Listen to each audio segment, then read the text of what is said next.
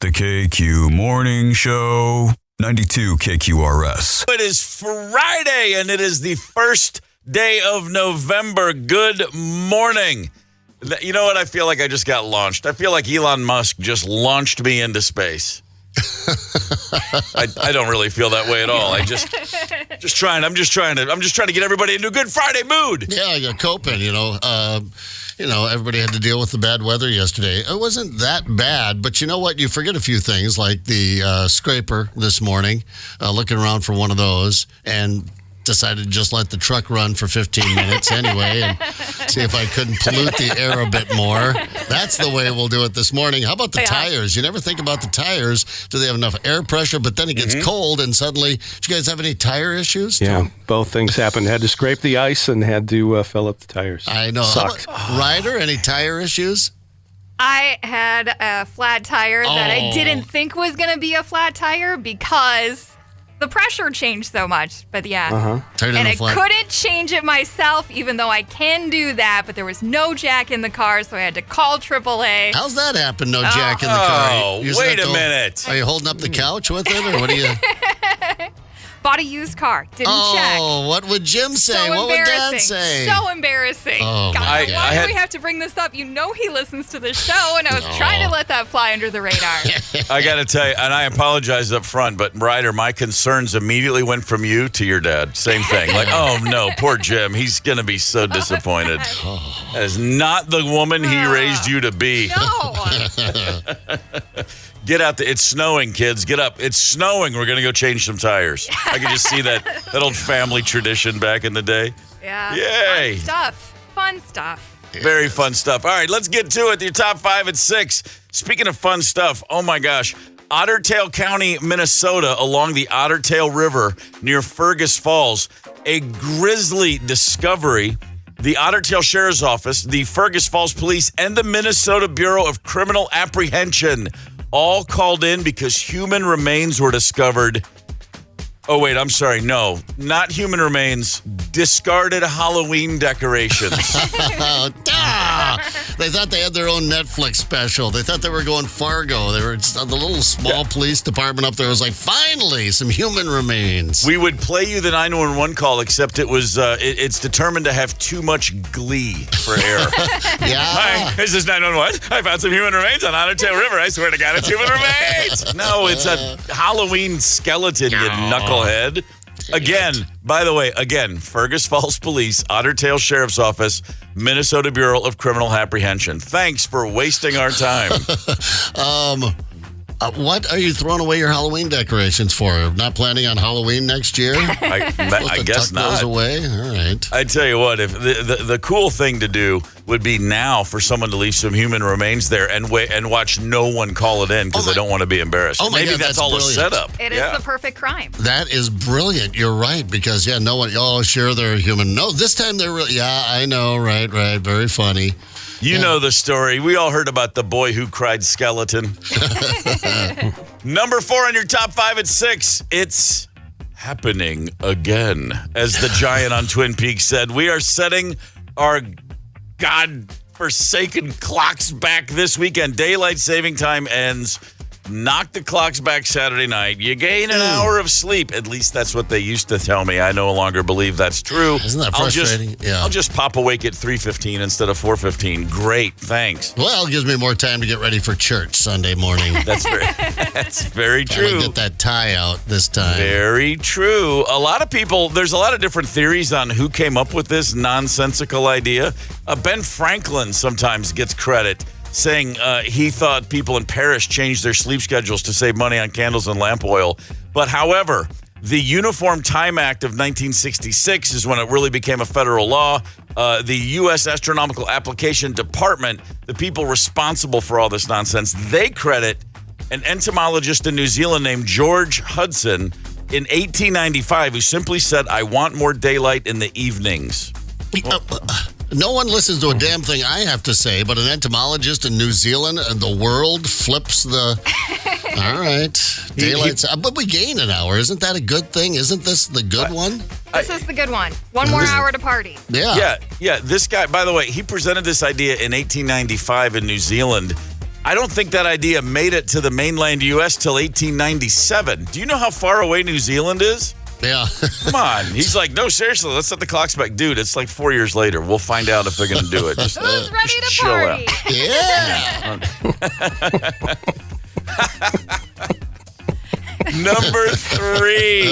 Number three on your top 5 and 6.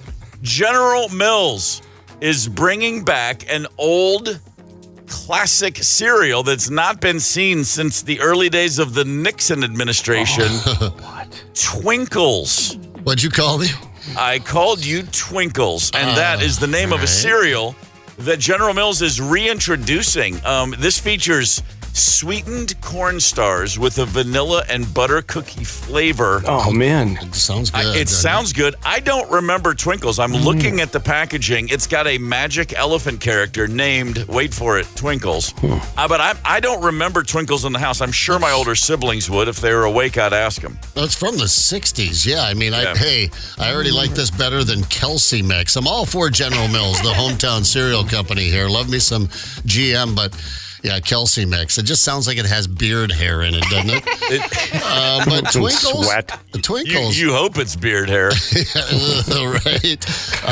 I'll give Twinkles a run. So this is going to hit the shelves again. I mean, this will be the first time in my life. Yeah, actually discontinued in 1973. But you know how cereals are. When they get discontinued, they've usually been tapering off for a few years. Yeah. So probably wasn't available everywhere by the time they pulled the plug. But check this out. It's like, oh, that's kind of cool. They looked at the old shelves and thought, let's reintroduce Twinkles, a new generation.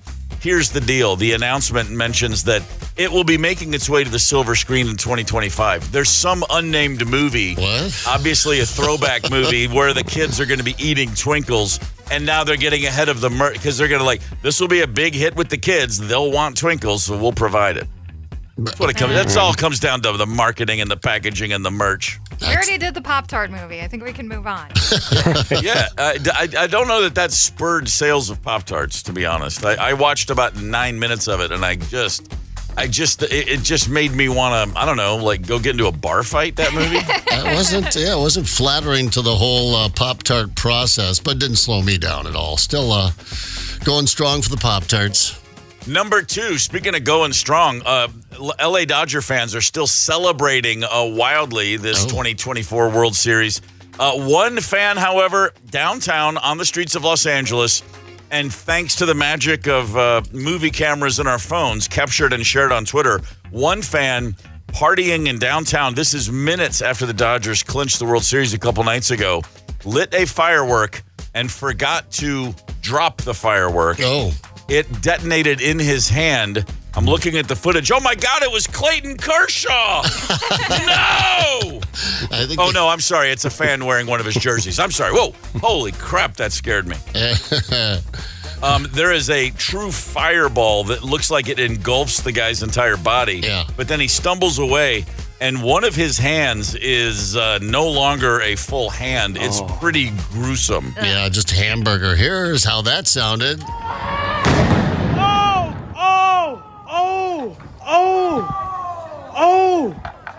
Oh, his hand blew. I know it did. Oh, my goodness, bro. Oh, my goodness. Oh, hell, bro. Call the 911 right now. Yeah, I love that. Several people saying call 911, and the two people yelling call 911 have their phones in their hand and are recording him. Yeah. And I mean, they're like 1 foot away from his hand recording it. Someone call 911. There's literally a phone in your hand, dude. Feel free to... I can't call 911. I'm recording living history, you bastards. TMZ needs the footage. By the way, that's where I found it, on TMZ. You can find it on Twitter as well, or X or whatever. And it's a good, I thought it paired well with a nice cup of coffee this morning and a Pop-Tart. It certainly pairs well with Halloween. That guy had a great costume all of a sudden. maybe the Yankees will sign him now. Yeah. Before we top off your top 5 and 6, quick morning shout out to Ace Frehley's favorite town, Shakopee.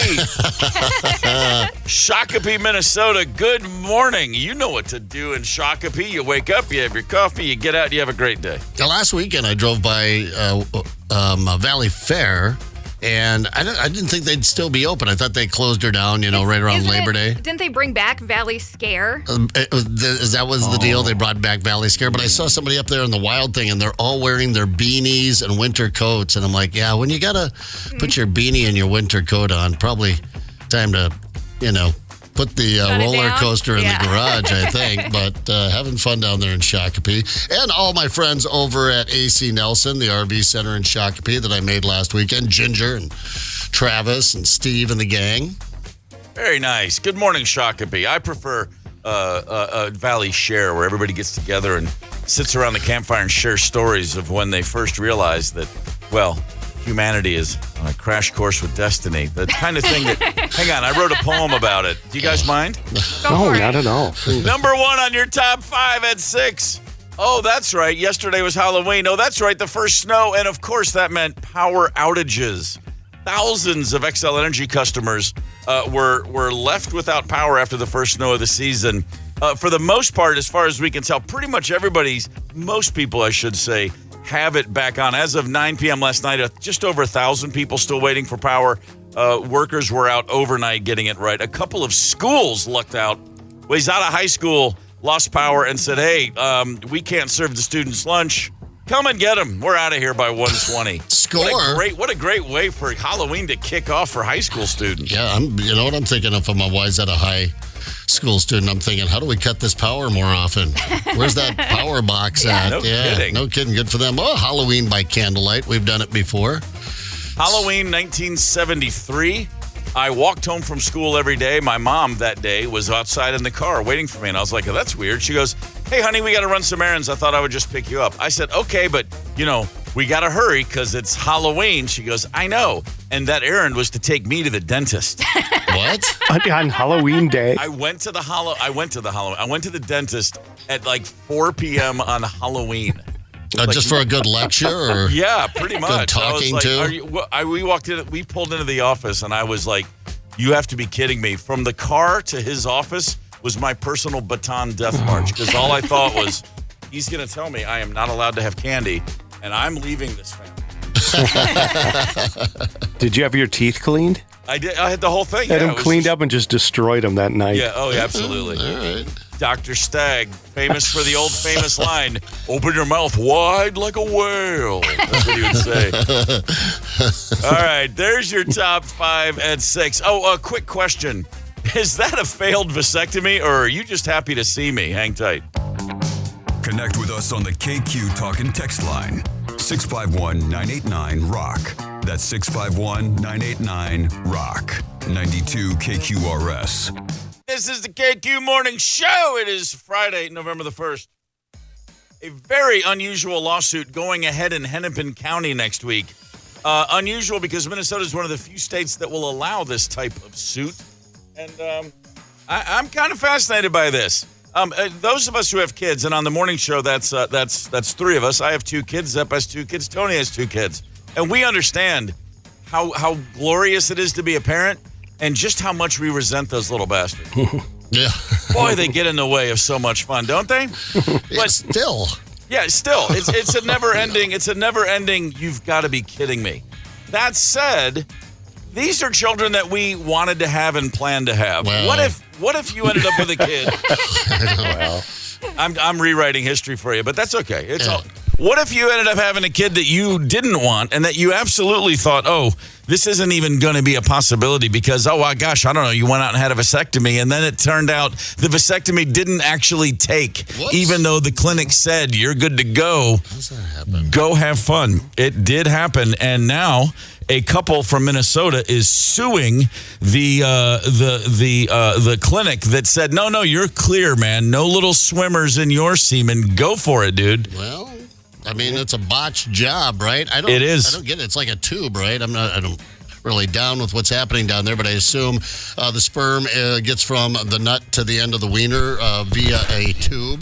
That's the medical term. Nut to the wiener, end of the tube. All this right there in the AMA journal. Once the tube's cut, how does the sperm I don't know. I don't get it. But anyway, as they say, hey, listen, as they say, there's a vast difference between being able to conceive and not. It's a couple here, 4 years after a vasectomy, they had a baby in 2023, a little over a year ago, and they were stunned because in 2022, 4 years earlier, 2019, vasectomy. The gentleman's name is Steven. He was told, "You're all clear, go for it." 4 years later, his wife's pregnant. Oops. The nurse who said, "You're fine, don't use contraception. The vasectomy worked. All of our testing shows you to be negative." That nurse is no longer alive, so they can't go back and figure out what the hell she was doing, reading the results incorrectly. This is a bit of a deal because they're not saying they don't like their kid. What they're saying is we weren't planning on having another child, and now we do.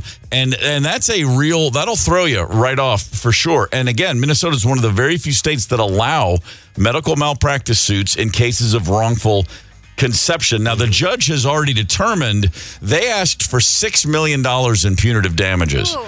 And the judge said, well, this was not a malicious act. It was an honest mistake, so forget it. However, experts on the case say the cost of raising a child could be as much as $600,000, and then a jury could add damages for physical pain, medical damages, loss of economic opportunity. The couple says their careers have both gone not to plan because of this unexpected child. Really? This is a jury trial. Real quick, you got to get 12 people to feel sorry for you for having a healthy child. Good luck. Yeah, right, exactly. Well, tread lightly. Wouldn't you get that kid a onesie that said vasectomy survivor?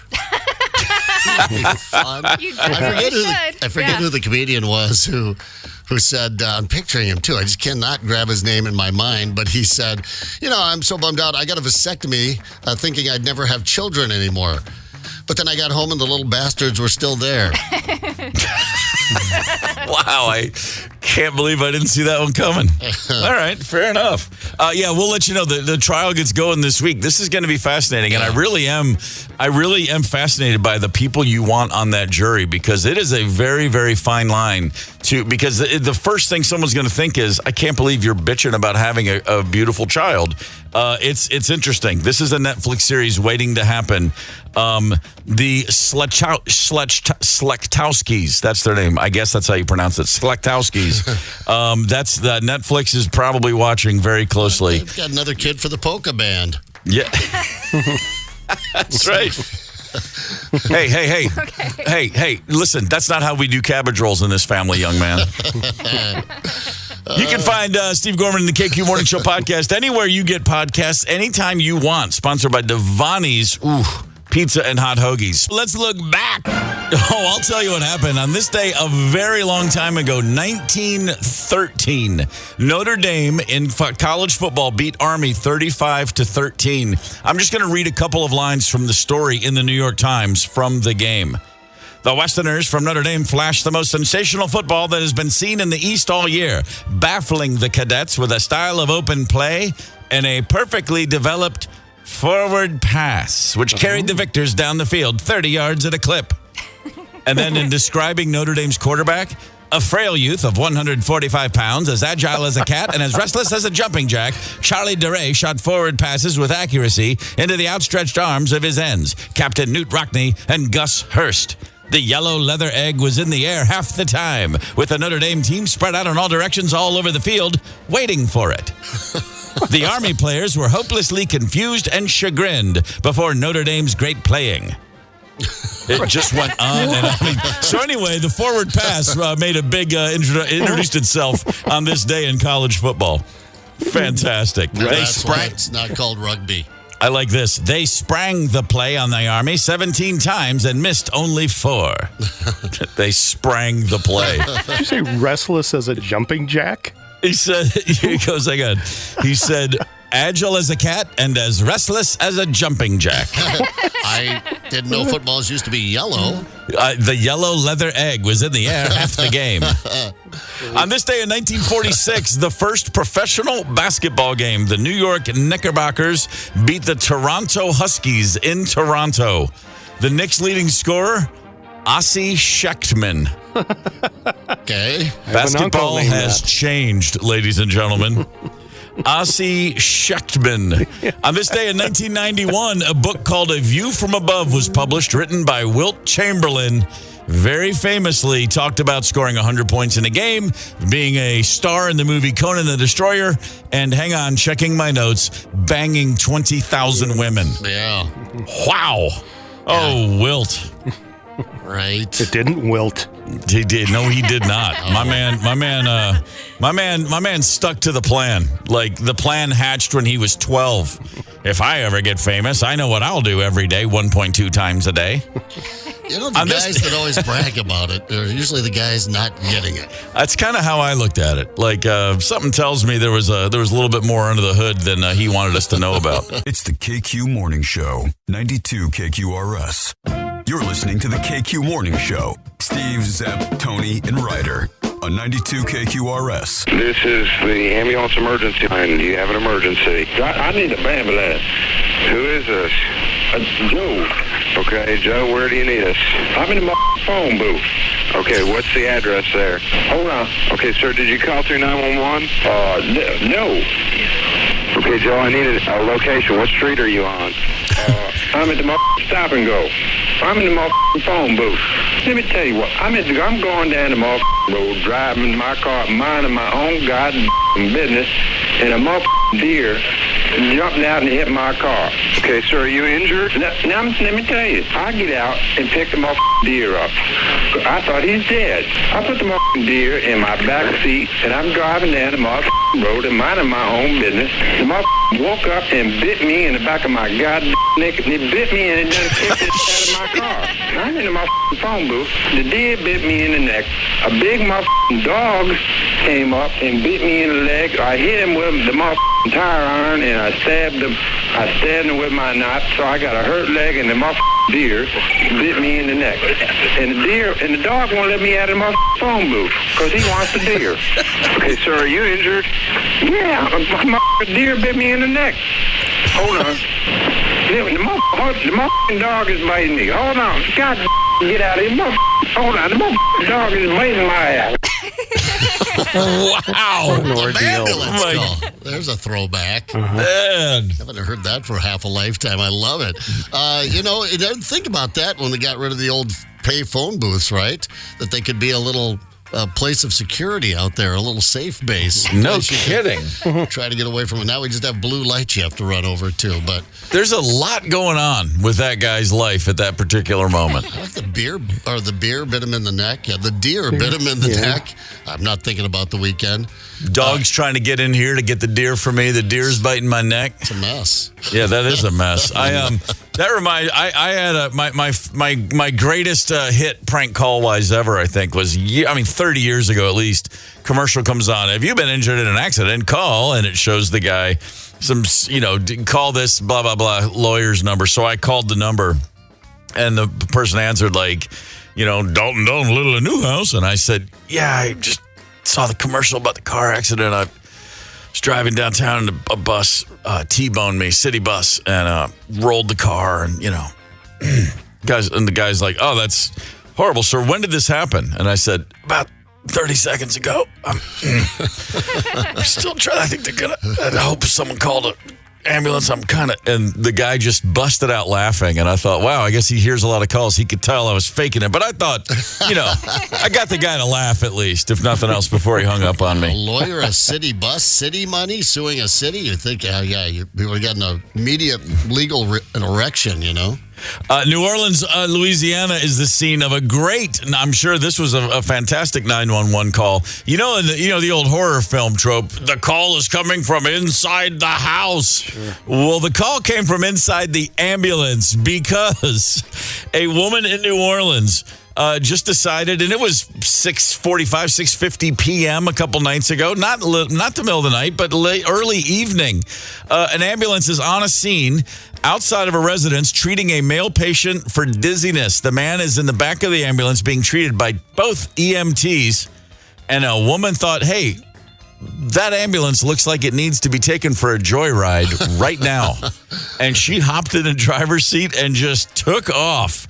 EMT units were able to alert the police to the stolen ambulance location, of course. The woman just eventually stopped. Police are... Imagine the scene. An ambulance is just flying around the city through traffic. There are two EMTs and a patient in the back of the ambulance calling 911 and freaking the absolute F out as this is happening. And then the woman finally just pulls over. Pursuing EMS vehicles, got in front, they blocked her off, held her in place till the police arrived, threw her on the ground. The word on the street was pretty much the entire precinct showed up. Every cop within 5 miles was on the scene to arrest this woman. The ambulance only sustained minor damage, as did one of the intercept vehicles. But I just got to say, I don't know what the woman was thinking. Apparently, there's not a word yet whether she was drunk or not. She was clearly just having a good time. This is outstanding work on her part. No one was injured, and you gave everybody in America a thought that, like, man, would I do that? Maybe I would. Maybe I'll do it next time I see this happening. Something to think about. So when they pulled her over, it was in front of this lady's house. She saw some of what went down. Just slamming on the window going, open this car, open the door, open the window. She was driving. I don't know if she was intoxicated or not, but she was in the car driving. She finally opens it, and they grab her, and they throw her down on the ground. Then the whole, pretty much, precinct showed up. Yeah, so do the EMTs that are in the ambulance, don't they have direct access to the driving, or do you have to get out and go around and get in? I don't know. I've never been in an ambulance. I guess it just depends on how it's how that works. Yeah. But I mean, if she's doing her job as someone who's going to joyride with an ambulance, she's not going to keep that thing going straight long enough for someone to get their bearings and get their wits about them. I'd be swerving all up and down and all over, keeping those guys sitting down in the back. Imagine one day, but think about the patient in the back of the ambulance. You're feeling dizzy. That's what they were treating a guy who just said, man, I'm just feeling really dizzy. I'm not sure something's right. Okay, sir, well, here, step in here, lay down. Let's just take a look at your vitals. Everything's going to be fine. You're like, oh, thank God the ambulance is here. And then all of a sudden, you're just ricocheting through traffic like a bat out of hell. That's an exciting afternoon. Hell yeah, it is. That's how you make an evening interesting.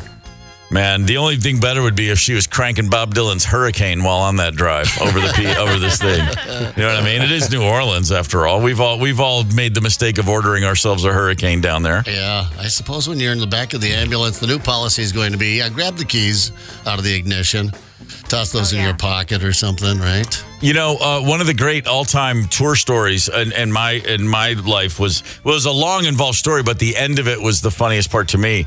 1996 in Denver, on a night off. I'll make this real short. The whole band goes into a strip club. A couple things of note happened. One, we're sitting there, and the girl dancing comes over, a very attractive young lady. She's doing the dance, and she says, "Are y'all a band?" And one of the guys said, "Yeah." And she said, "What's your band called?" And we said, "The Black Crowes." And she said, "My mom loves you guys."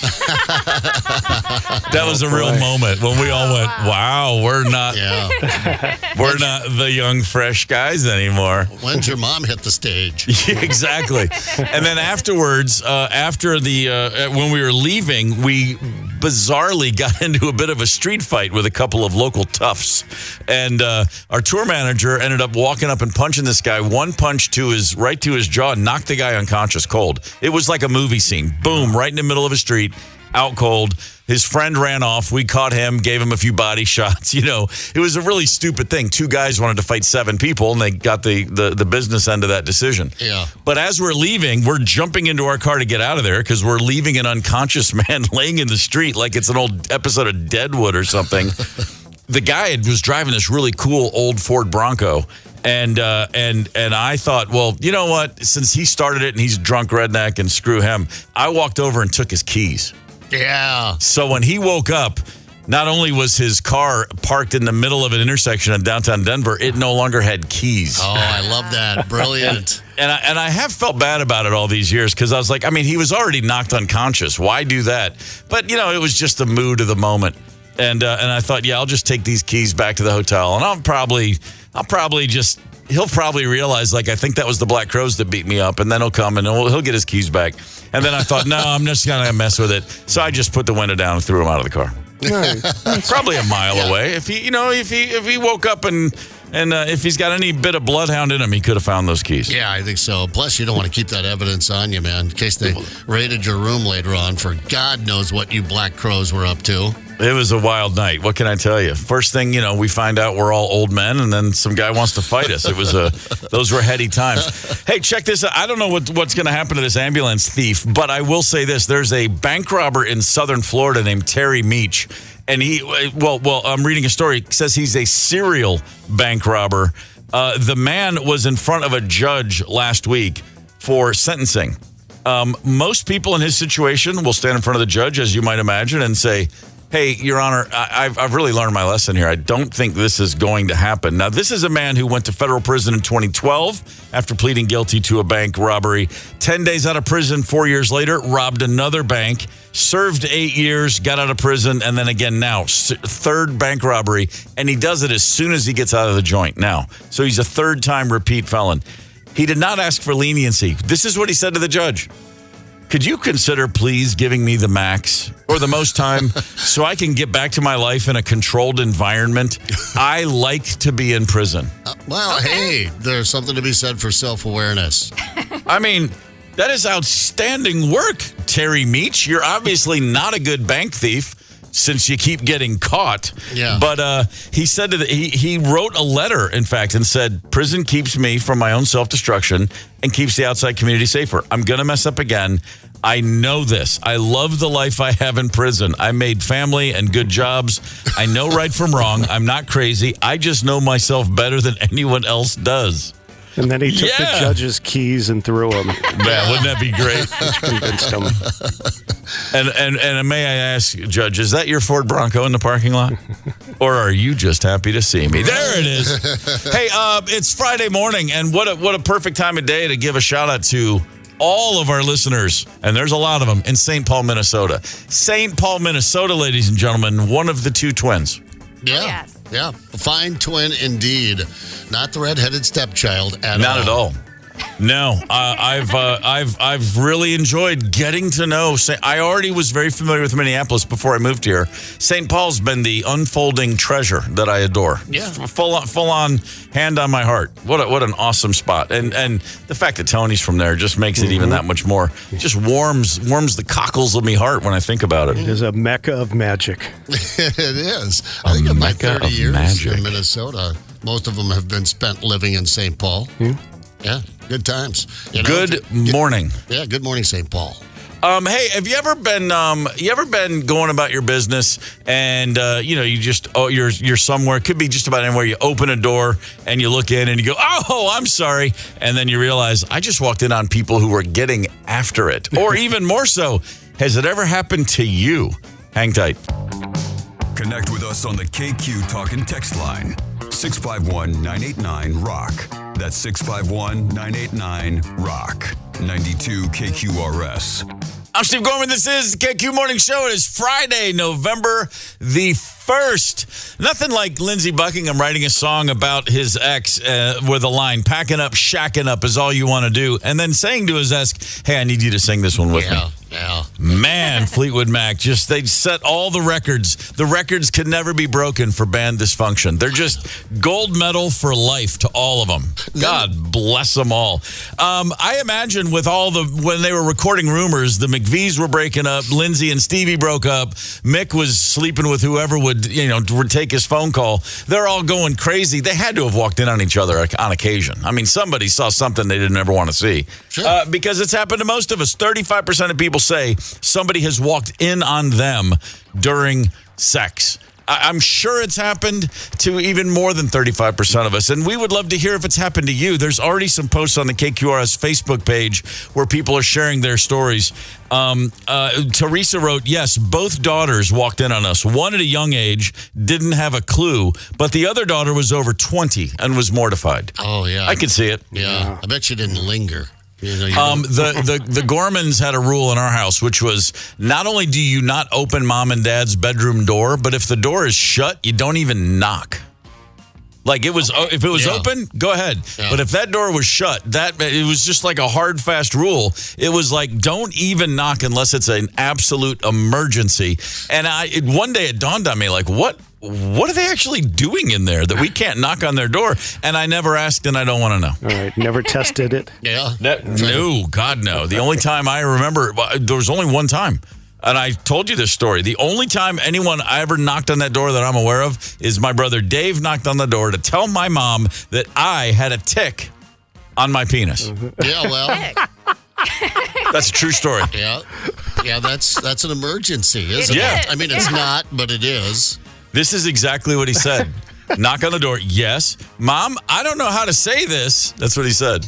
I don't know how to say this, but Steve has a tick on his penis. Yeah, and it was like, well, you said it. You said it just right. The only time I never knocked on that door to my knowledge. And but yeah, that was important. You know what with Rocky Mountain Spotted Fever, all the rage in the mid '70s. This was an important thing. But yes, never walked in on my parents. Only once in my personal Gorman history. Young Connell, probably 3. Walked in right in the middle, just boom, opened the door, steps in, and I believe what he was told was, "Oh, we were just wrestling." Yeah, Okay. that's a popular one. Yeah. Wrestling, yeah, because I mean, when we think about our parents, they're constantly wrestling, aren't they? Mom and dad get out there in the living room floor. Sure. Working on holds. Yeah, moves. right. He gets on all fours. You put the arm around, check the oil. I know my brother walked in on my mom and dad. That was the old dad, the awkward moment at breakfast the next day where dad was like, Chris, I could have shot you. I'm like, what is going on? Chris like, I don't know. I think they were arguing. And then, years later, we connected the dots, kind of like I did years later after I walked in on my grandmother giving her guy friend in the neighborhood a mouth party. Grandma. Yeah. Oh, Grandma. Saw it. I mean, just dead black, triple X right there. Just saw it. Not like the back of her head, saw the front of her head. She look up and Face give you on. the thumbs up. She never knew. They never knew because it was they had one of those sliding doors. It was a trailer park there in Mechanicsburg. Yeah. And the sliding door was open just thusly, and I crept back there and I just peeked in, and that's what I saw, and then I just walked away and fixed myself a bowl of cereal and just buried that one deep until I started a radio career. I honestly thought you were just saying, fix myself a boiler maker. Yeah, I probably wanted to. I couldn't reach that cabinet, so I went for what I could get. I've already made the horrible mistake of imagining sweet Gertrude Gorman in a similar situation, and now I'm just haunted for the day. Yeah. Nope. Oh my God. Yeah, that's a good one. But no, the kids never walked in on us. So that never happened with me. But there was a thing for a while when I was living with all the guys in the big house. Everybody goes through that phase in their early 20s, and you're in rut. You're just constantly doing it, where everyone thought it was funny if someone was having sex to burst into their room, grab the guy by the ankles, and pull him out into the hallway or living room. Oh my God. Like That is pretty funny. That was a fun one for a while. So you'd start piling furniture in front of your door, to try and prevent them from coming in. Yeah, I was thinking that's something that really should only need to happen once for you to recognize drastic measures need to be taken ahead of time. All right. And then we had that one roommate that would never get laid, just couldn't, to save his life, just couldn't make it happen. So a few of us in the house would let him watch from the closet. We'd be like, all right, you can post up in the closet and watch if you want. Oh my God. So that was consensual. I guess that's not walking in. That's lurking. Pat, wherever you're at out there. I think he's a school administrator. Great. Wherever he is right now, his shoulders just flinch like someone hit him in the back with an ice pick. Yeah. Right. Don't say my name with that story. Yeah, I slept with 251 guys trying to set a record. Well, Ryder, now that you've confessed that, you must have any walking in on Jim. I haven't been walked in on the one, and I know that he's listening right now because he's texting in. The one time that I was close to walking in on my dad, I had gone home sick in the middle of the day, and him and my stepmom had decided to have a nooner. I came home, and the garage door was locked. And it never was, the door between the garage and the house. And I knew what was going on, but I had to throw up so bad, so I just unlocked the door, went directly to the basement, puked, and he later, I don't remember if he knew exactly what was going on, but he said something about the door being locked, and I was too sick to care.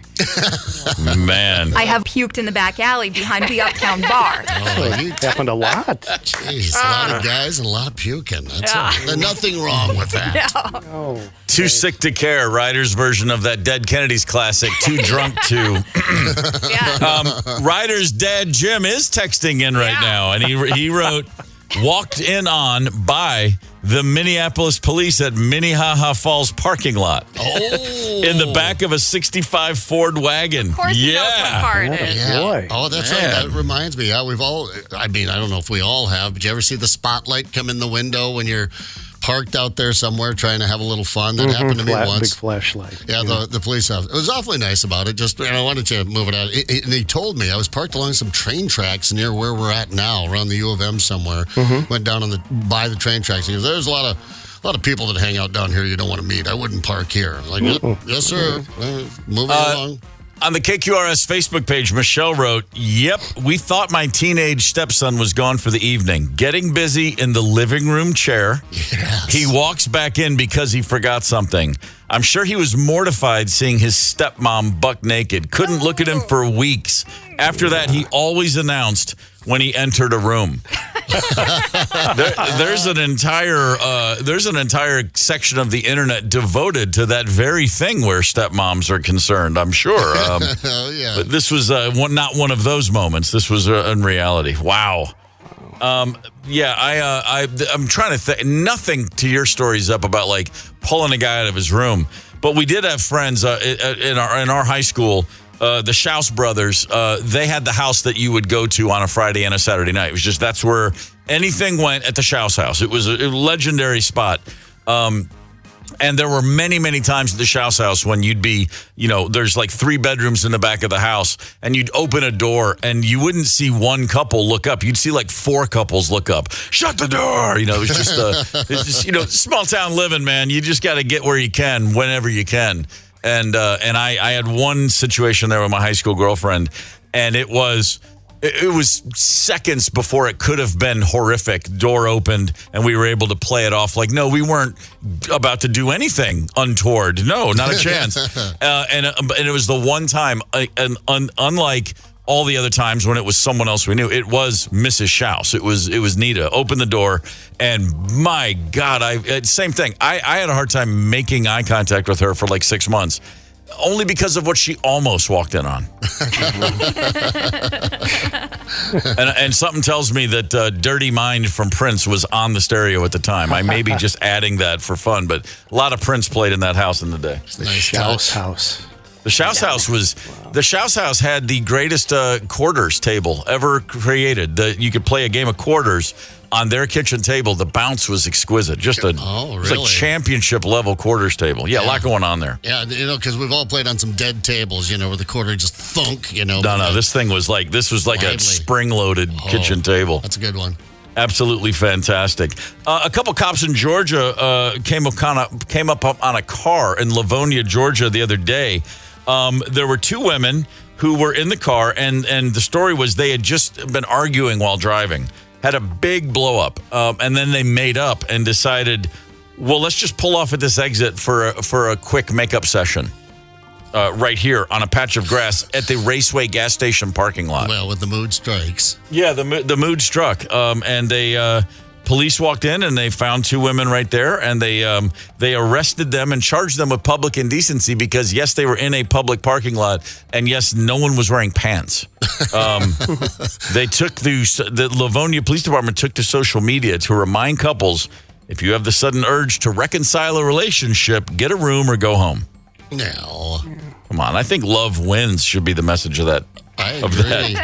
I've seen several, I believe they're probably homeless couples, getting up with their get down out on like West River Parkway, especially in the spring, It's a spring, we're all in rut. And I was out there and just like, are you kidding me? Well, they get frisky in the spring. Yeah, they do. Sure they do. 651-989-ROCK is the KQ Talking text line. Terry wrote, was with my now wife, but at the time she was still married to her ex. Whoops. I was able to hide, and she got him out of the house but never has my heart been pounding so hard. Oh, Yeah. Such a close call. Yeah, I went That's out the side exactly door what that would one be. time. Yeah, that's good. We didn't get caught in the act, but heard him pull into the driveway. Yeah, that was that'll get your and the tense part was she said get in the walk-in closet. And I'll go downstairs and head him off, and then you come down and then get out the side door. I'm upstairs. I can't get out the window and fall down. It just wasn't one of those window setups. And the entire time I'm in the walk-in closet, looking at his suits, by the way, I'm thinking to myself, I hear the bedroom door open. That was it. And I thought, was that her or is that him? And so I was in the starting blocks position, literally. I thought if he opens the door, he's not going to expect me in his closet. So I'm going to charge through him and out the door and down the street, catch him by surprise. But it was her. And she's like, what are you doing? I'm like, I was getting ready to bolt is what I was doing. She's like, well, come on, he's in the basement. And that was the last time I ever messed around with a married woman. I'm admiring his wardrobe is what I'm doing. Holy cow. That Seeing was how big his suits are. My heart's thumping just thinking about that one. Tony never walked in on anybody? Yeah, on a cousin who, was alone, but with a magazine that went flying up into the air.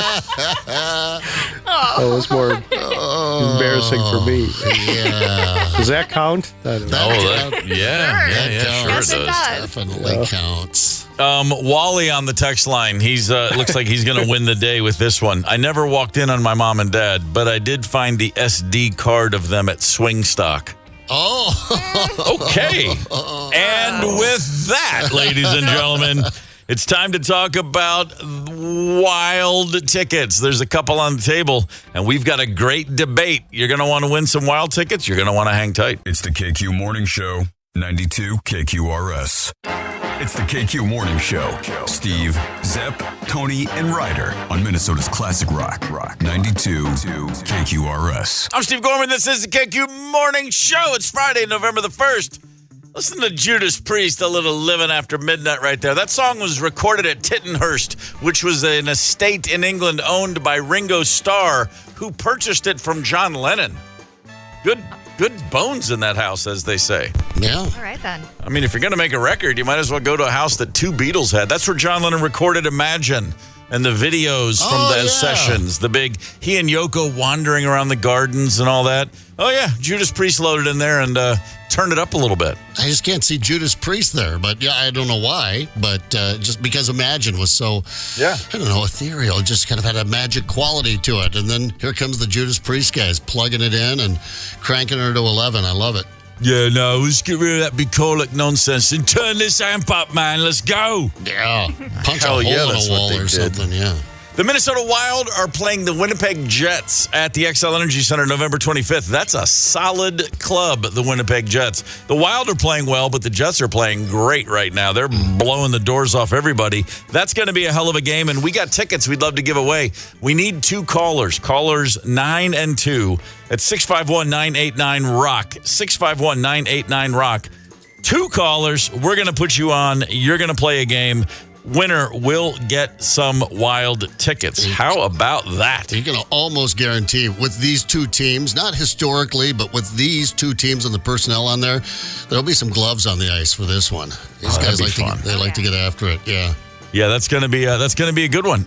In the meantime, if it's okay with you, I'd like to say, hey, good morning to our friends in Arden Hills. Arden Hills, they've got the Army National Guard Reserve training site up there. In fact, I was talking with one of our Red Bull guys out at the Patriot Ride. He was telling me about that big training center they have up there. They had a deal going on. It used to be an ammunition producing facility, an ammunition plant during World War II. But here's what blew my mind.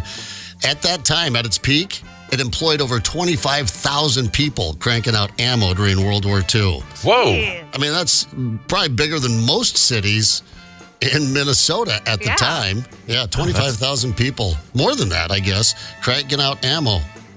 Fair enough. Arden Hills, rocket. Yeah. Like it. So hang on. What types of, I mean, just all kinds.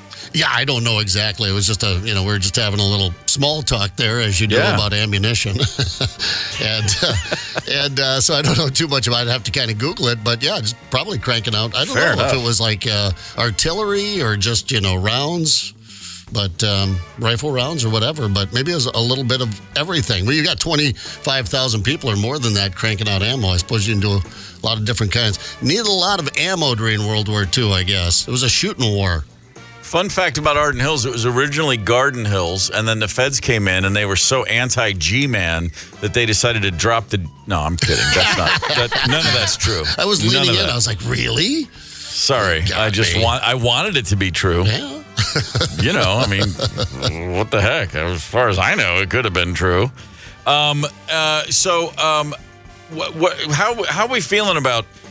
post-Halloween rut? We got Thanksgiving in, 3 weeks from right now? Are we holding tight with our holiday, euphoria, or have we even started yet? Where are you guys' heads? Because I'm looking at the Thanksgiving to Christmas run with a little bit of, I'm a little like, oh, God, here we go again. What's wrong with me? No, I get it a little bit. I was channel surfing last night. I forgot the game was on. It's on Amazon now, right? It takes me a while to figure that out on Thursday night. So I was just channel surfing trying. I'm like, what channel is it on again? And I heard the Christmas bells, the jingle-lingle bells. Yep. Already. And the first commercial, I was like, wow, wasting no time. Halloween night, and they're cranking up the Christmas commercials. And I thought, not yet. Yeah, Not yet with the next round of holidays. Need a little break here. Yeah, I'm all for a good winter. I still love the winter, but October is too soon. Even if it's October 31st, I was like, okay, no, I don't know. It just got me a little. I got up on the wrong side of the bed this morning with this whole thing. I got a few weeks to shake it off. Yeah, you do. Plenty of time. And I might have to join the winners at that Winnipeg Jets game, because, like you said, that's two good hockey teams, and there's a good chance there's going to be some hands thrown. So let's get to it. We've got a couple people who are ready to try to win those tickets. Very happy to hear that. Tony, what game are we going to subject our lovely listeners to today? We're going to subject the kids to this venture. Yeah, what's more competitive and mentally stimulating than a meeting of the minds? A battle of wits. A great debate is what it is. It's a chance for our brilliant listeners to go head-to-head on important topics.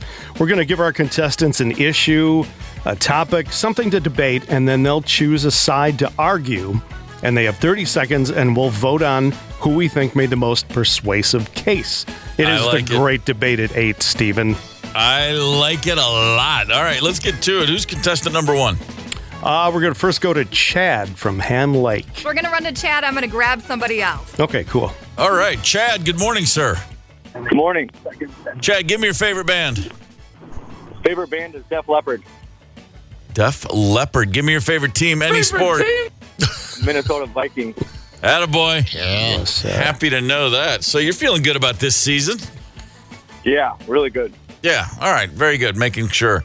And so we're lining up a second caller, Chad. So in the meantime, do you have a poem or a song you'd like to sing? Do you have any? Are there any quirks? Anything you want to tell us? Do you have 6 toes? Anything like that?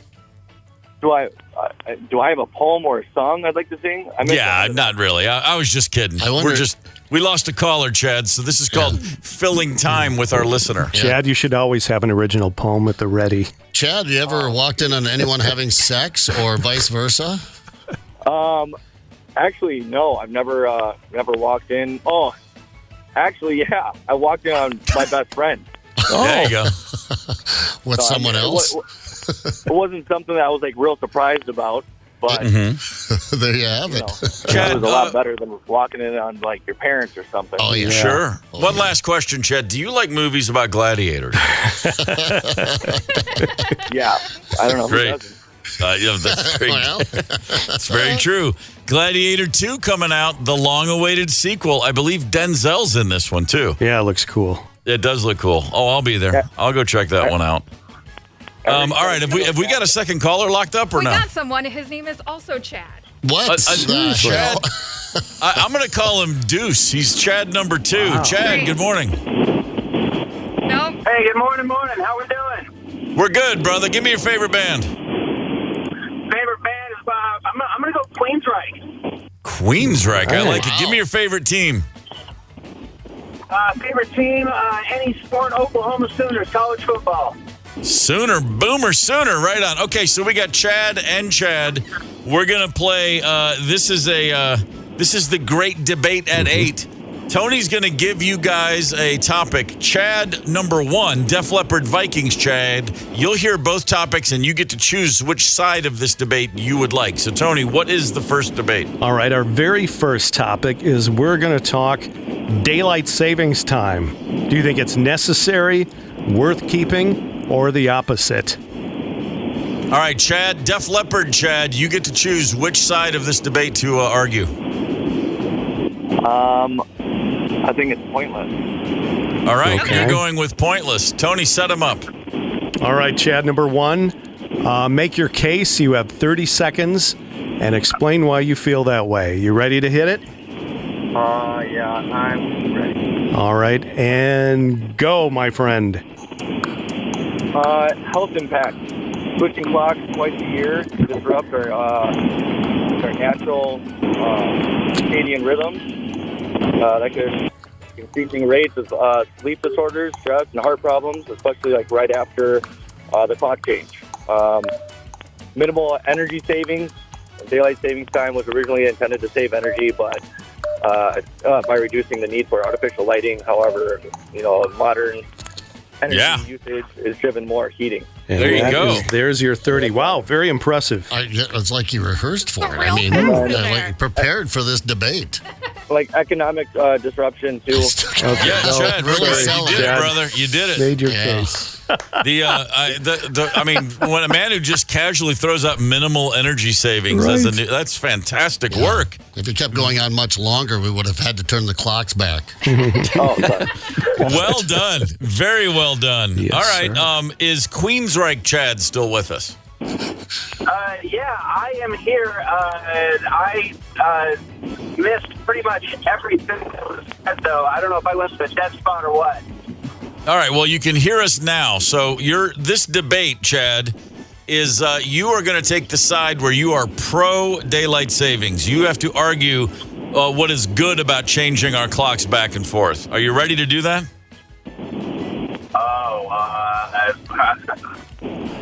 Do I have a choice? Let's go. Let's go. You have 30 seconds. Go ahead. Start. Every so often, once a year, I look forward to that extra hour of sleep. But also, once a year, I have to fight against losing that extra hour of sleep. I argue that they set themselves off. We're all grown-ups in this world. Why don't we just leave things as they are? Do we really need to change the fact that the clocks change? So what? We don't live in an agrarian society anymore. Let's just be adults about it and just. All right. All right. There's your 30. There it is. Nice. I like the agrarian society drop. Strong wording. That you guys both threw some things out there I wasn't expecting. Bright fellas. Damn. Yeah, that's very good. We're gonna go ahead and vote right now. Okay. This was the topic of the day. Tony, I'd like you to weigh in first, please. Fair enough.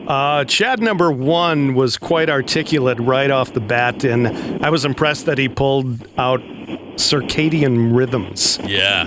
I'm impressed with that. I'm going to go with Chad number 1. All right, Chad number 1 has Tony's vote. Zepp, what do you think? Yeah, I think I'm going to go with Chad number 2, to be honest with you. I just, and maybe it's my personal feelings on daylight savings time, but there's nothing I can do about that because I feel like these guys really, it's a pick 'em right here. We could flip a coin. They both did a hell of a job with this debate. So I'll go Chad 2. All right, Ryder, your vote is? I'm going to also go with Chad, Deuce Chad. I did like the agrarian society drop, and I am pro turning the clocks. What? Interesting. Well, hold on. Really? Okay. What the? That is very interesting. As I mentioned it too, I felt after Chad 1's demonstration, I thought surely he's going to take the cake with this one. But I'm not a pro clock changer guy. But when you throw out agrarian society, I'm in. I'm all ears. It's a word I use often myself, almost always in the context of it's a silly word and it makes me laugh. But that's enough for me. So Chad number 2, dude, you have got 3 votes here. You are going to take home those Wild tickets. Very well played, sir. Well, right, that's awesome. Thank you so much. I appreciate it. And, sometimes it pays to listen to the one college class that I think used the word agrarian society. I was like, I like that. I'm going to use it. Attaboy. Attaboy. You enjoy that and enjoy the silent lucidity as it comes, my friend. The knowing you've won the hockey tickets. That's awesome. Thank you, gentlemen, both. That was a good one. They sound a little alike, I'm wondering, did we have the same Chad? Was he playing us there with a burner phone? With an AI Chad? I don't know. And an AI Chad? It would be so awesome if that was one guy, if the guy has an iPhone and a Samsung and he's just going back and forth.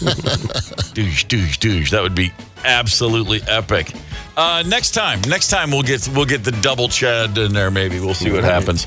Wrongful conception. I mean, there's a lot of things you hear about. You hear wrongful this, wrongful that. Wrongful conception.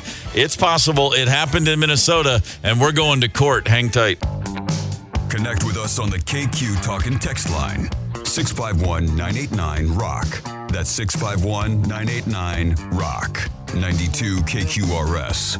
I'm Steve Gorman. This is the KQ Morning Show. It's Friday, November the 1st. Good morning. Lots of things going on in the world today. This is a pretty wild one. A lawsuit going on in Hennepin County, and it's one of the few states in America, Minnesota, where a lawsuit like this can happen. The story is this. A gentleman had a vasectomy in 2019. He went back to the clinic after the procedure. He was told, hey, it worked. You're clear to go. This was at Minnesota Urology in Edina. They said, you're good, man. You got no more soldiers looking for new terrain. The swimmers are gone. The swimmers are gone. A fort. You and your wife can forego contraception. You're good to go. 4 years after that, well, guess whose wife got pregnant? This couple, Megan and Steven, they had a baby in 2023. Again, 4 years after my man's vasectomy went down, and after he was told it was all that he was clear. You cannot father a child. You are here to sire no more, sir. I'm sure it's his, right? Well, see, isn't that interesting? I would have to imagine that they know it's his child because they've taken it all the way to court. Of course, they're going in. They're going in. They asked for $6 million in. $6 million in punitive damages. The judge has already ruled, no, we're not doing that. Okay, this was not a malicious mistake. It was an honest mistake. And, of course, we'd love to get the nurse who gave them the information after reading the test results. We'd love to get her thoughts, but she passed away last year. So all they have is some paperwork. They've got test results, and clearly this was as I said, an honest mistake was made. My man's vasectomy did not take, which I've never... I've heard of people reversing vasectomies, and I've heard of vasectomies that apparently this has happened, but I've never heard of someone being told you are all clear, you're good to go. I've heard of people having a vasectomy and then being told, hey, this is weird, you're still producing sperm. Okay, so I was curious about that. They do a test run, or they check it out after you're done to make sure that they got her right. Yes. Yeah. You go back. There will be several tests because people want to make darn sure that you have the green light, that you're all clear. How do they do that test? Well, they as far as I understand it, Zep, they just hand you a cup and say, "Here's a private room with some porn." Fun. Go knock yourself out. Yeah. And then you take a nap and you smoke a cigarette and then you hand them the cup and then you see what happens. All right. But so this is, as I said, Minnesota is one of the few states that allows this type of lawsuit. A jury is going to have to weigh the cost of raising an unexpected child. The family did not want this child. Now but this is a tough one. This is a jury trial. This is not just some people this is not just people. Most of these cases are settled before it ever gets to court. There's a nominal fee, and then the couple in question says, okay, fine, give us the money. This couple is saying, no, this is a very big deal. This has changed the trajectory of both of our careers. This is going to have a lifelong impact. This is a child we did not plan for. I'm curious if they have a child or, if they wanted to, like, hey, we're going to remain childless. That's the couple we're going to be. I have a very good friends that made that decision. I don't know if they got a vasectomy or not, but they made the decision. We're going to be the couple without kids. They met under that pretense, and they've been doing it for a long time, coming up on retirement age.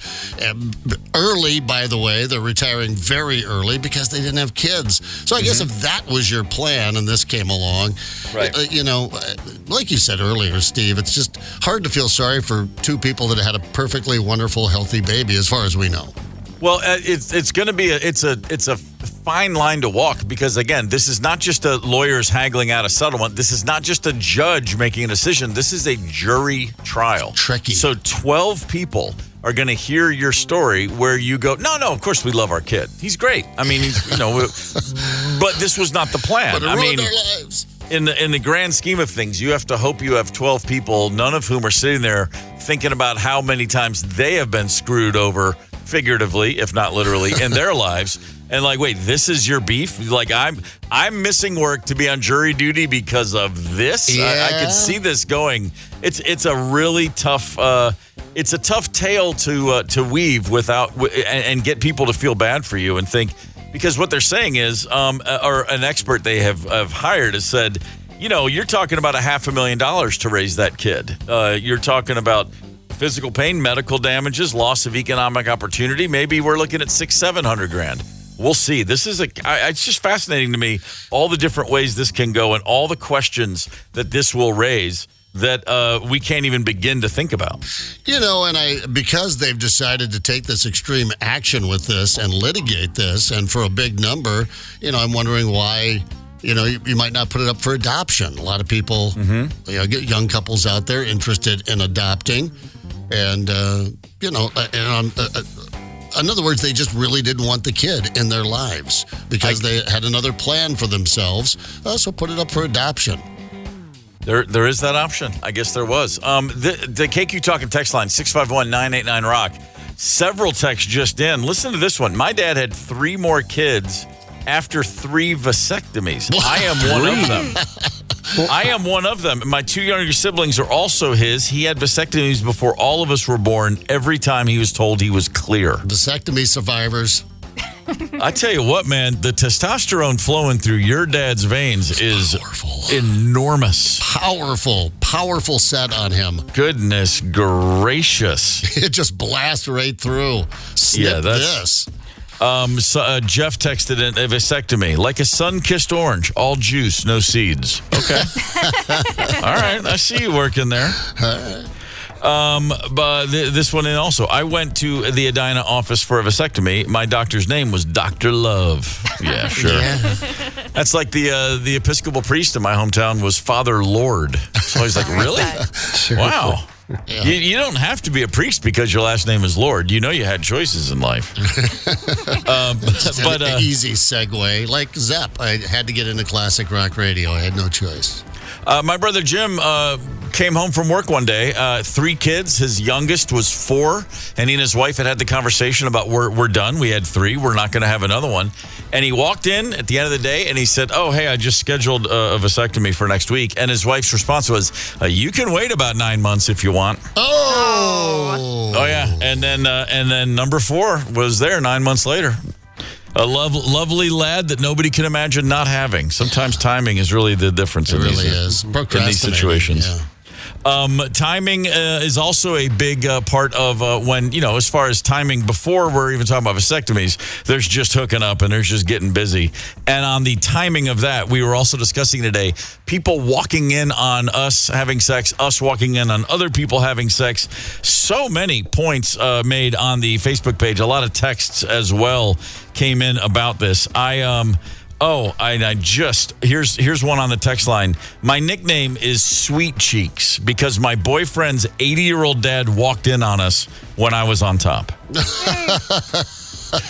Wait, and now they call you Sweet Cheeks? And now you're Sweet Cheeks. I guess dad, liked what he saw. It's flattering. Yeah, very, very much a flattering angle right there. Didn't call you, cottage cheese or anything. This is I really love this one on the text line. 2 stories from one text. He said, "I never walked in on anyone having sex. One of my friends from church camp was spending the night. My parents were a little frisky. My dad was chasing my mom around the house.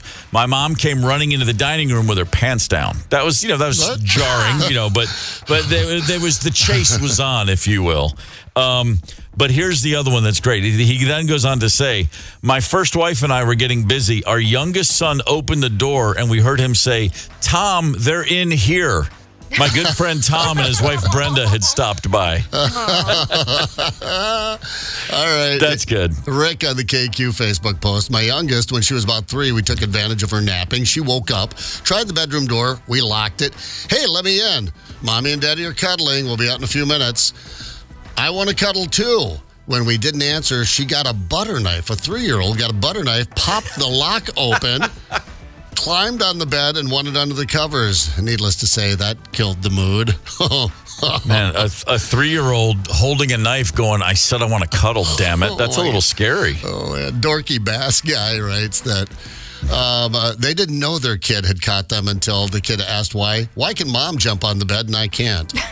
There it is. What's going on there? Justin on the Facebook page, me and the ex were going at it with the door open. The dog came in, hopped on the bed, started licking me. Removed the dog from the room and went back and finished the job. That has happened. I was in the middle of Rosemary and I having a fine afternoon, and our first dog, Clementine, I was like, "What is on my foot?" And she was just licking my foot. She was standing on the floor. My foot was off the bed, and then boom, there it was. Perfect opportunity. Did not add to the mood at all. No, it didn't. No. Right. Changed the trajectory very rapidly. In fact, I mean, it'd be a kinky intro. Yeah, right. No, probably not. No, not a chance. Tom wrote in, "Went to Miami years ago for spring break. Oh, boy, that brings back a memory.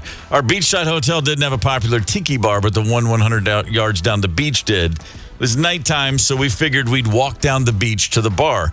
Interrupted at least half a dozen couples getting sand and their unmentionables." Why do people want to do that? They always want to go down to the beach and get it on, right? And Looks cool in a movie. Yeah, right, because it looks good in a movie. It's like the shower sex. It just doesn't work out, It's good in theory. It's a nice fantasy, but, just not practical.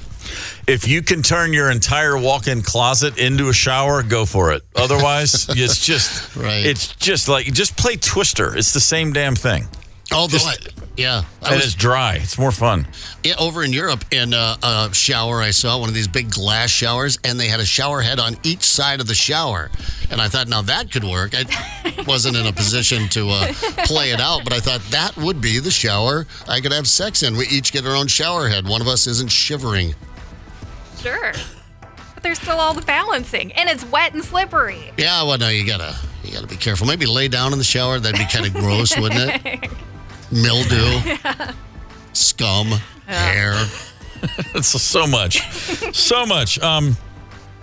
Yeah, I was just thinking when he said down at spring break. I had a spring break in Daytona Beach back in the 80s. And left school with 2 friends, and we drove all the way down to Daytona Beach without much of it. Didn't have a map, of course. That was in the 80s. You just followed highway signs and trusted that they weren't going to lie to you. It's like, well, I know how to get to Florida.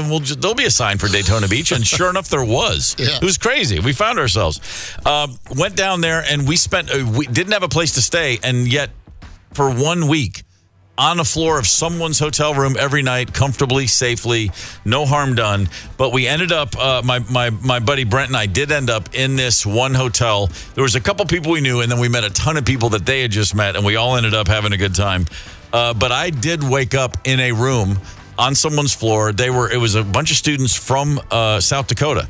And I'd never met anybody from South Dakota. It was like South Dakota State University, a bunch of girls. And woke up in that room and got up, and I'm like stepping over people because I got to pee and I'm trying to get to the bathroom. And then I realized, I was the only one asleep. Everyone else is paired off, and there's like 4 couples having sex in this room right now. And I went in that bathroom. I just shut the door, and I was like, I got into the tub, and I'm like, I'm just sleeping in here. I'm not going back into that. It's there's nothing worse than a whole bunch of people having sex except you in a room. Yeah, because it's not an orgy. It's just everybody's in their own space. That's. No group dynamic whatsoever. No. Everybody would have been very happy to have been siloed off. It just wasn't possible. No one had the budget for such privacy. Real estate, doesn't come cheap on spring break. You got to crowd them in, No, not a chance. Penrod's. The word Penrod's is coming to mind. That wasn't where we were sleeping. That was the big fancy place next door. Okay. You'd look at it and you're like, oh, that's where that's the guys in fraternities can afford to live at Penrod's. Right. We're at Jimmy's. That's the name of the hotel. Or the Howard Johnsons were always good. Hojo's for a good time. Yeah. There was Ho's and Joe's in that room I was in. Trust me.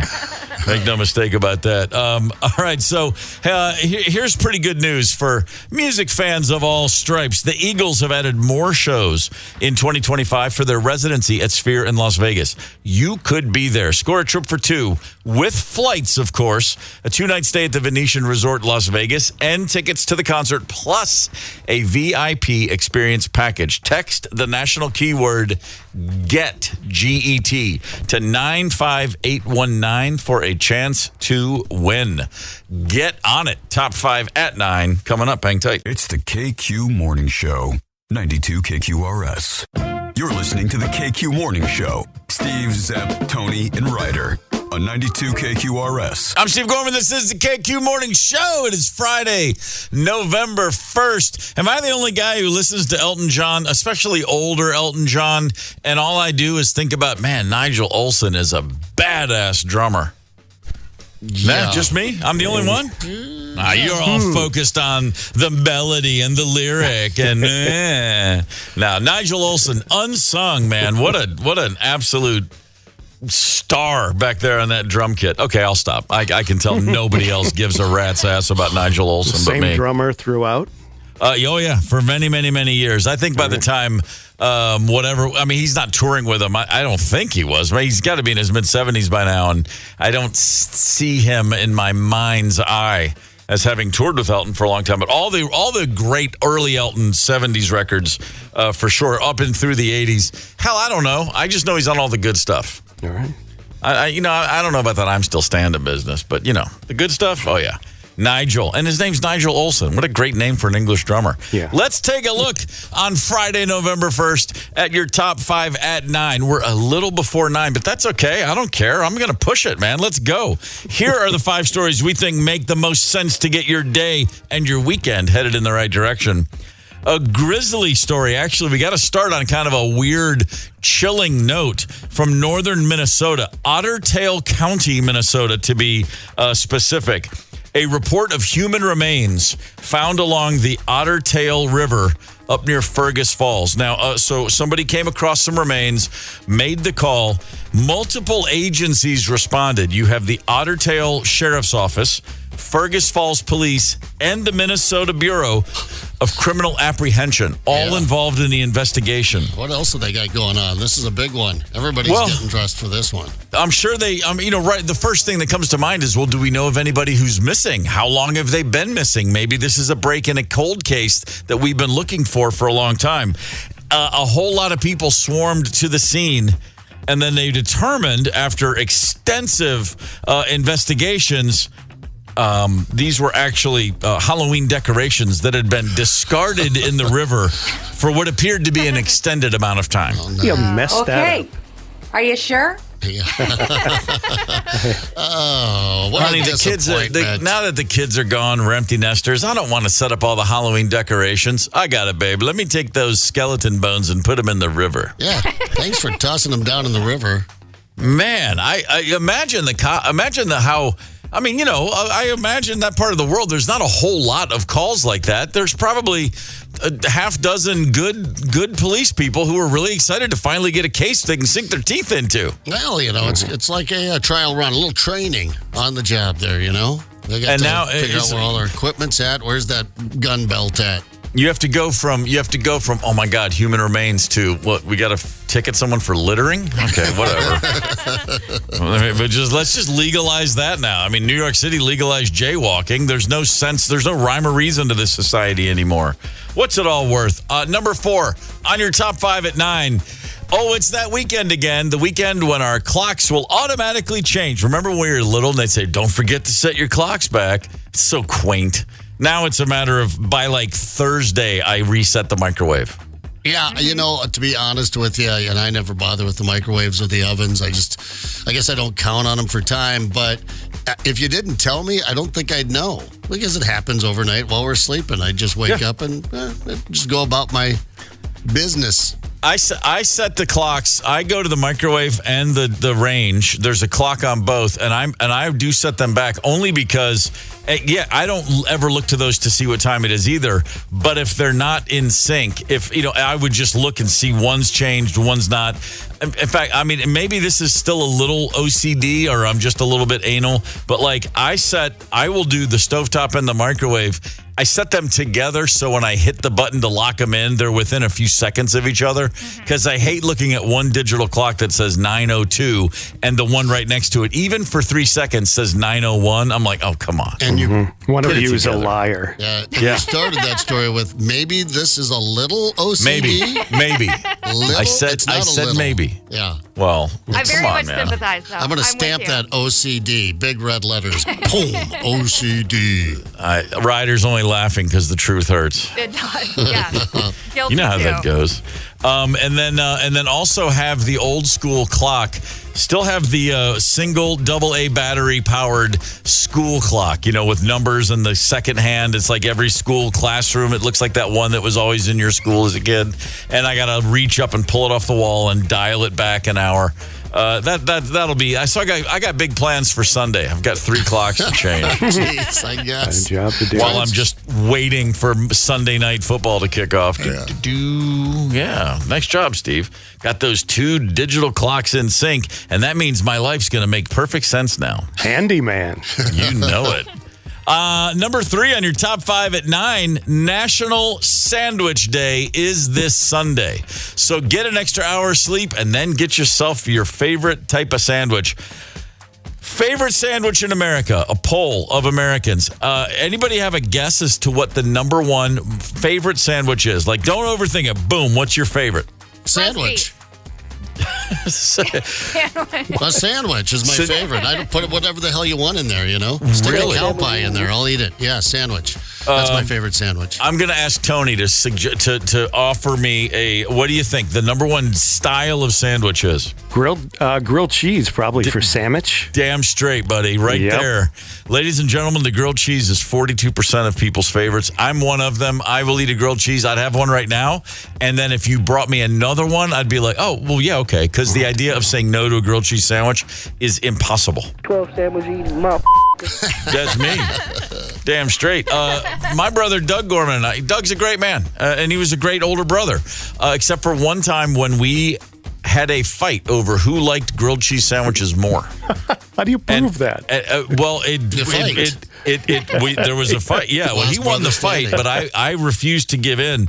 And he did get me with, he said, I'm 2 years older than you, so I've had more. I've had more grilled cheese. I was like, yeah, but that's only because of that. But I've had more, like, I didn't know the word per capita or per whatever. I just, but I have them more often, and I'll catch up to you, and I'll have more one day. And that led to us, honest to God, throwing hands in a real fist fight. They didn't speak for almost 15 years. Oh, man. But suffice to say, you know what else I still love, and I put this right next to the grilled cheese now, is just a great, simple, classic BLT. Nothing better. Mm-hmm. Oh, yeah. It's a good one. It's great. Grilled cheese, chicken sandwiches came in at number 2, all varieties. Turkey, ham, whatever, it's all the same. Tuna, egg sandwiches. I like an egg salad sandwich. Peanut butter and jelly down at number 7. I would have thought that was a little higher. Yeah, that's just, it's a go-to. I wouldn't lead with it. You know what that is? That's dessert. So that's a snack. That's not a meal. Unless you're a kid, and that's all Mom gives you. Zep, let me ask you, if you're making a sandwich at home, you pull out some cold cuts, you pull out some cheese, a little lettuce, maybe a couple veggies, whatever, mustard, mayo, whatever you do, you make your sandwich, you stick it on the plate, you're going to sit down, your Steelers are playing, you're excited. Do you cut the sandwich, and if so, how do you cut it? I cut it diagonally and not all the time. Sometimes I do, sometimes I don't. It just depends on the sandwich. Tony? Yeah, I got to make the diagonal cut, too. If I don't, it bothers me. Ryder? Most of the time I don't cut it, but it's always diagonal if I do. Yeah, I'm right there with you. I don't cut it often, but when I do, and I can remember as a kid, I thought the diagonal cut was like something fancy people did. Yeah. I really had that in my head because my mom was just right down the middle, boom, boom, and at a friend's house and got the diagonal sandwich for the first time and going, Butchie Connor, whose mom not only gave me a diagonally cut sandwich, but also made her own spaghetti sauce. I was like, what planet am I living on? Wow. And that diagonal cut, I was like, right away, I was like, well, this is a different cut of citizen here. That's right, it is. Wow. I used to make fun of the kids that would the diagonal cut. Who do you think you are, Rockefeller? Yeah, hey man, right, laugh all you want, Ryder. It was fancy stuff, the diagonal cut. Right, Okay. you know. And then there was the moms that would cut the crust off for them. Not pull the crust off, cut it into a perfect square with no crust, and then diagonal cut it like a finger set. I'm like, why don't you just go put a toothpick in that while you're at it, fancy boy? You know what the biggest thing in the NFL locker room is? They eat hundreds and hundreds of Uncrustables. Yes, You know what those are? Yeah. That's something I have in my underwear right now. Right. That Keep is it to yourself. Uncrustable. I've never heard of it in my life. Uncrustable. Yeah, kids love them. They're basically like peanut butter and jelly sandwiches, no crust, already made. Yeah, what a horrible name. They failed in the marketing department there. Uncrustable. The NFL players eat just boatloads of them. I think it was 80,000 in a year was the stat that I read. Yeah, you know what? It really softens the steroid rage. I understand. The roid rage goes down. No kidding. I mean, yeah, it's hard to imagine, staying angry when you've got peanut butter and jelly going down your gullet. That's just the calming agent, if there ever was one. It's very true. The Los Angeles Dodgers, number 2 on your top 5 at 9, celebrating their World Series championship. The city of Los Angeles celebrating. Dodger fans, of course, celebrating. Say celebrating or rioting, either In one. a horrible twist of fate, Dodger pitching legend Clayton Kershaw, if I can believe my eyes, blew off his hand with a lit firework. Oh, no, it's a fan wearing a Kershaw jersey. Oh, thank God. Downtown Los Angeles, moments after the Game 5 World Series clinching win 2 nights ago, a fan trying to set off a firework, again, in the middle of a street at an intersection in downtown Los Angeles. He's trying to set off a firework. I don't mean like a firecracker. It's not a bottle rocket. It's not a buzz bomb. It, for all intents and purposes, looks like a half a stick of dynamite. And of course, because it's 2024, no shortage of folks were watching him and recording on their cell phones. And then it sounded like this.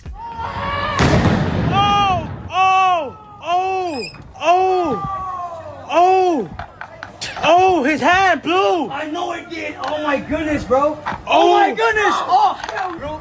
Call the 911 right now. Yeah, call 911 because everyone's busy on their phones recording this, like Steve just said. By the way, all the screams of, oh, that's not the guy. The guy is in shock. Yeah. Those are the people watching his hand disintegrate right before their eyes. I had no, you can find the video on TMZ or Twitter. I think it's pretty easy to find. A quick Google will bring it up. And then it'll be a fun drinking game this weekend. Every time he says, oh, you have to take a drink.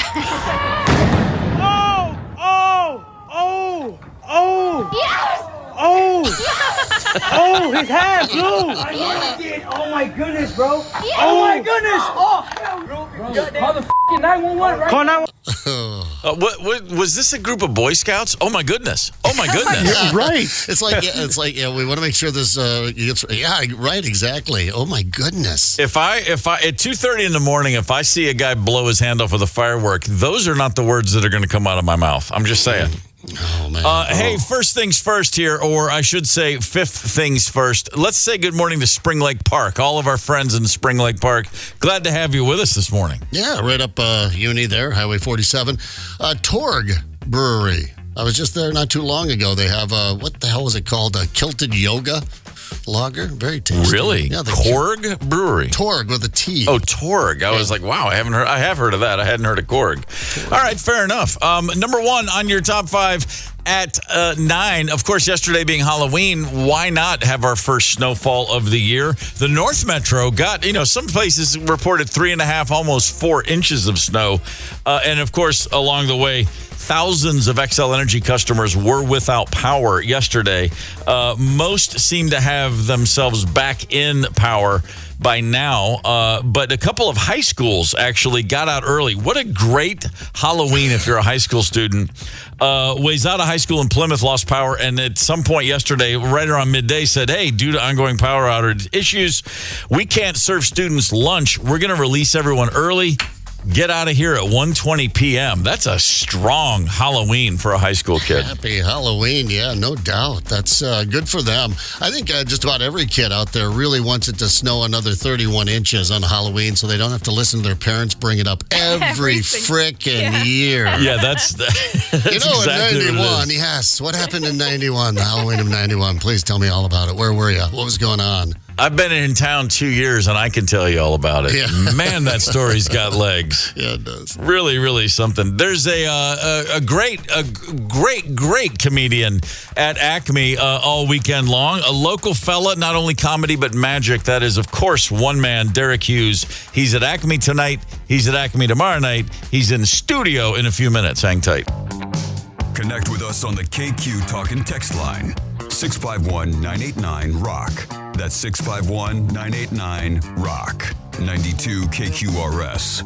Tonight and tomorrow night, Derek Hughes will continue his run at Acme Comedy Company.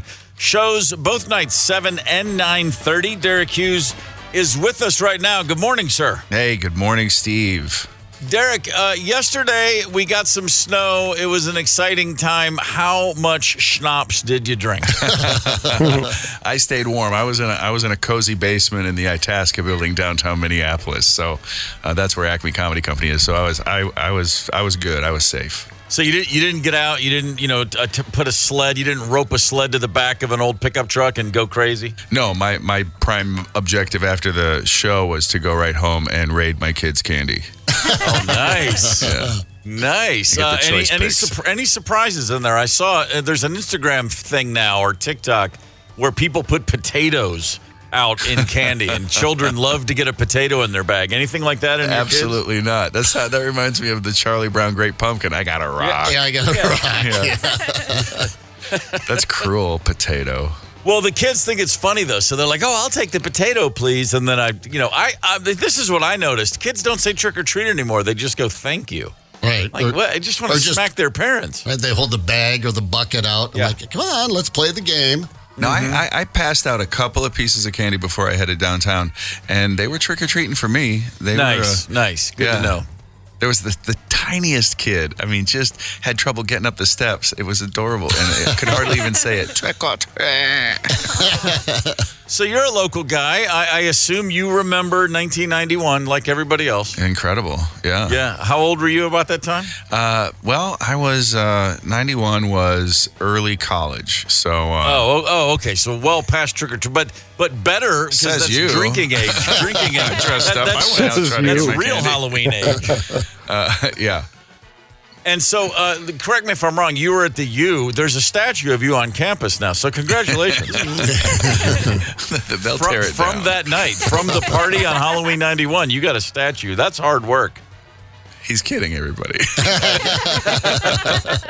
Hey, come on, man. If someone says there's a statue of me, I'm not going to say, no, that's not true. I'll let people just assume. What's the honor of being covered in pigeon crap? It just gives some student somewhere is going to walk by there and look up and just think, I guess really none of this does matter.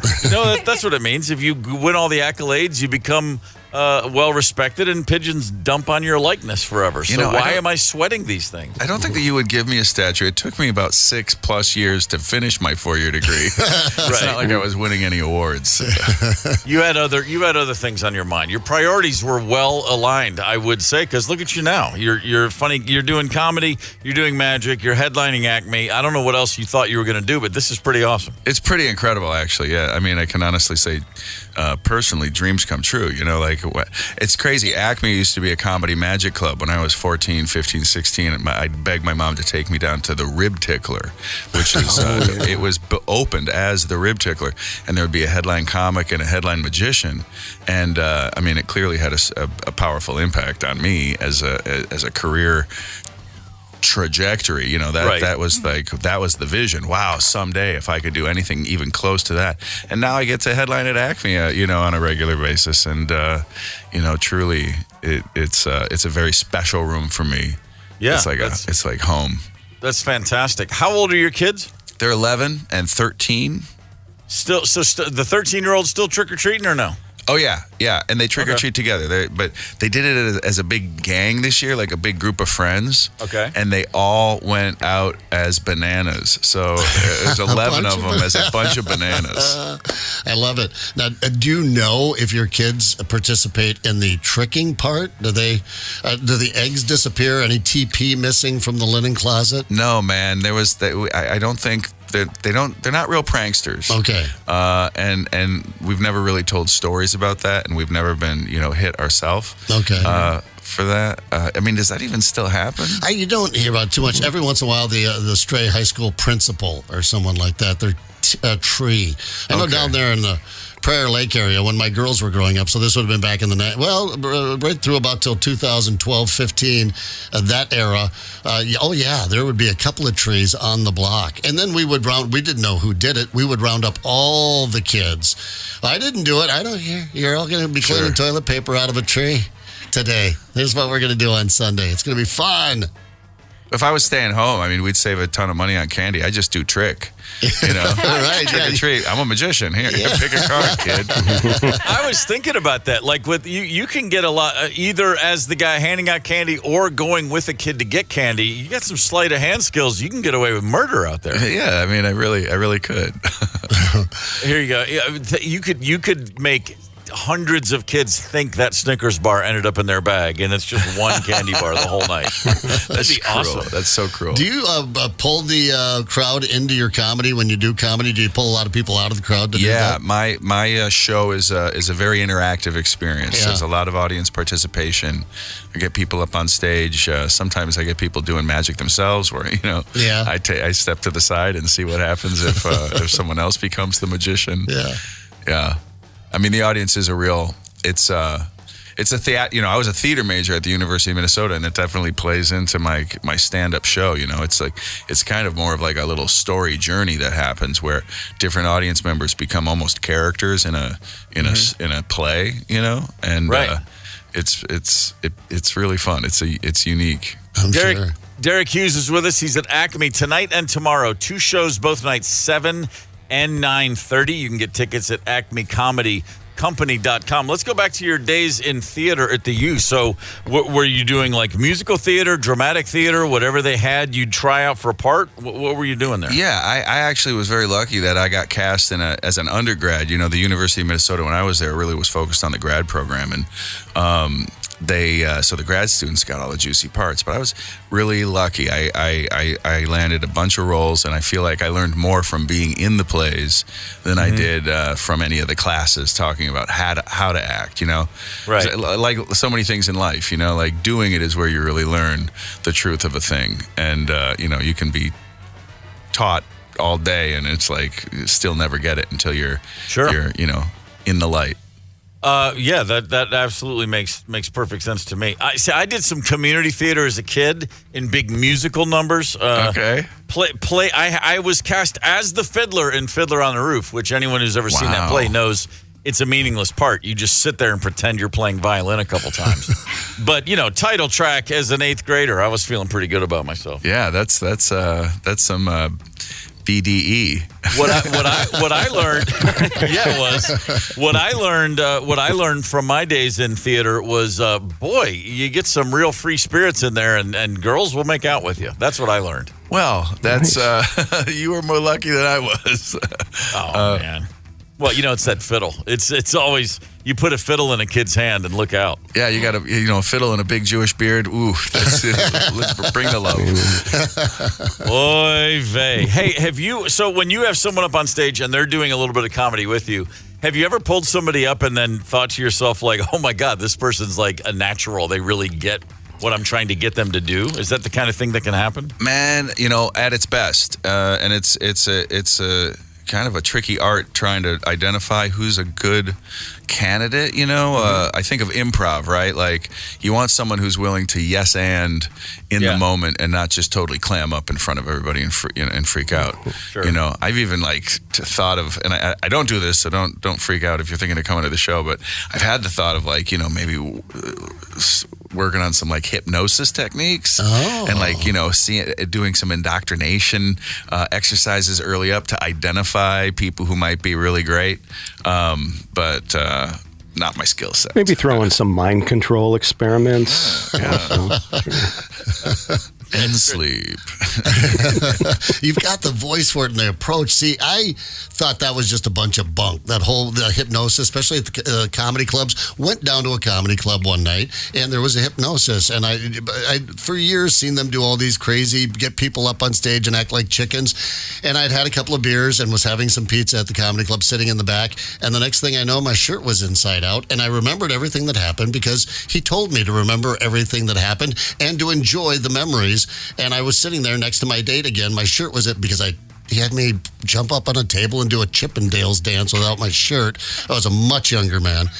And I felt pretty good about it, but he got me. And that's incredible. So he you're just started susceptible. talking. I'm susceptible. There's people who are susceptible, and there's people who are not. There's people who cannot be hypnotized. My wife wanted to do prenatal hypnosis, you know, for the pain. And not susceptible. Oh. She was like, "This is BS." That seems like the thing that could break through that susceptibility is childbirth. Sure, I'm only guessing. Right. Yeah. Tough time to find out you're not susceptible. You get your hopes up. Yeah. Let me go ahead and experience the most painful thing a human can endure. Oh, it's not going to work? Well, plan B then. Yeah. Epidural, please. No question. But I'm fascinated if you could look at someone and say, oh, they got the neck. What? I know there's different types of magic. There are different types of magicians. But is there a common skill set that behooves one? Is it an ability to focus? Is it an ability to BS? Is it an ability what should a magician have in his bag just naturally? Is there a personality similarities, anything like that, or is everybody just totally a unicorn? Let's not lump magicians all into one group, Steve. Sure. Okay. It's far be it from me to generalize. You know, think of stand-up comedy, right? There's you think of a stand-up comic, but then there's so many different personalities and approaches and philosophies, and there's magicians who are very mysterious. You know, think of David Blaine, who's like very, few words, not a lot of jokes, and just all about the mystery of the moment. Look at it. And that's his script. Look,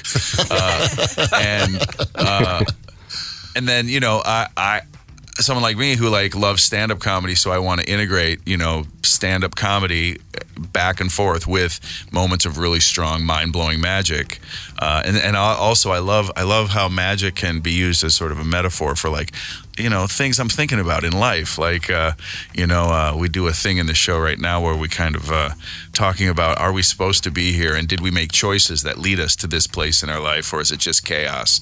And then everybody participates in sort of a calculation that results in a affirmation that yes, we are supposed to be here tonight. And it's like, but no, I don't think there's any one type that is great for magic. I think a curiosity and an ability to act, I think, is really important to pull off really good magic. I think I would struggle just because I just can't stay focused on one thing for long enough to get to the end of the trick. I would just, hey, look at that over there. I'm just like the dog going, squirrel. And a huge challenge in magic, too, is you're talking about focus. You're not focusing on one thing. You're focusing on like three things. And because there's the story that the audience is seeing. There's the secret crap you're doing that they don't know is going on, and then there's also the listening to what's happening around you, so you're truly in the moment, and not just on autopilot or some kind of robot. Yeah, I think my sons, my youngest has done magic for the school talent show a bunch of times. And last summer I took them, when I was 12, I went to magic camp. out in New York. And now, when I was 18, I started going back as a counselor. So every summer when I can go back for as many days as I can, I go back and teach young magicians. And that's awesome. Last year ago, my boys came They came to Magic Camp. Awesome. And they loved it. They loved watching the shows. They loved learning about magic. They were in all the magic classes. And then they got home and put the magic on the shelf. Okay. And Benny stuck with his Legos. But Benny loves the attention, so he do these talent shows, and I mean, it just was like, I'm not gonna, sorry, other participants, but Benny was really awesome. But it's sad he had a ringer. He had a dad who was like curating an actual piece rather than like, we're gonna hula hoop for 3 minutes to Taylor Swift, and then he comes out and makes a bottle vanish from. It's like, what? What's really cool is during COVID he did the remote, the virtual talent show, and we love AFV in our house, and Alonzo announces, hey, we're looking for magic videos, and Charlene sends in Benny's talent show clip, and they picked it, so he got to be on national TV, doing his magic trick. Oh, that's awesome. America's Funniest Home Videos. It was so cool. I was traveling. I was in a hotel room, but we were in the same time zone, so we could watch, at the same time. Yep. And Charlene told me later that when Alonzo came on, it was like, now it's time for some magic. Benny turned to her and whispered, I'm so nervous. Cute. That's awesome. Derek Hughes is at Acme tonight and tomorrow. 2 shows, 7 and 9:30. AcmeComedyCompany.com for tickets. Derek, it is always a pleasure. A very funny man, a great magician. It's more than worth your time. Cheers, brother. Thanks for coming in. Thank you so much.